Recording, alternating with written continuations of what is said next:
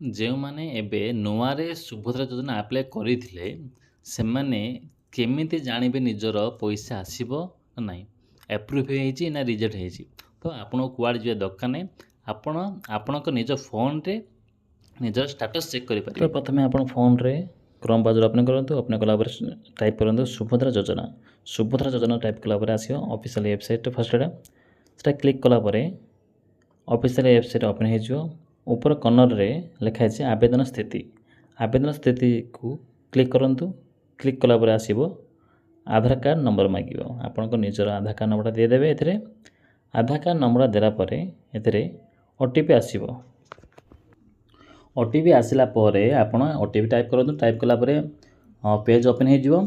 ଯେଉଁ ପେଜ୍ରେ ଲେଖା ହେଇଥିବ ଆପଣଙ୍କ ନାମ, ଆପଣଙ୍କ ଗ୍ରାମ, ଆପଣଙ୍କ ସ୍ୱାମୀ ନାମ, ଆମ ଡେଟ୍ ଅଫ୍ ବାର୍ଥ ସବୁ ଲେଖା ହେଇଥିବ। ତଳେ ଲେଖା ହେଇଥିବ ଷ୍ଟାଟସ୍ ଏଇ କୌଣସି ପ୍ରକାର ବାୟୋମେଟ୍ରିକ୍ ହେଇଛି ନା କେମିତି ହେଇଛି ସ୍ଥିତି ଦେଖନ୍ତୁ ରିଜେକ୍ଟ ହେଇଛି ନା ଆପ୍ରୁଭ୍ ହେଇଛି। ଦେଖନ୍ତୁ ଏଥିରେ ରିଜେକ୍ଟ ହେଇଛି। ରିଜେକ୍ଟ ହେବାର କାରଣ ବି ଦର୍ଶାଇଛି ଏଥିରେ। ରିଜେକ୍ଟ ହେବାର କାରଣ ହେଉଛି ଇନକମ୍ ମୋର୍ ଦେନ୍ 2.5 ଲାକ୍ସ ଆଇଡ଼ିଆର ଫାଇଲ୍। ତ ଇନକମ୍ ଟ୍ୟାକ୍ସ ବାନ୍ଧିଥିବାରୁ ଆଙ୍କର ଫର୍ମ ରିଜେକ୍ଟ ହେଇଛି। ତ ଆପଣ ବି ଚେକ୍ କରିପାରିବେ।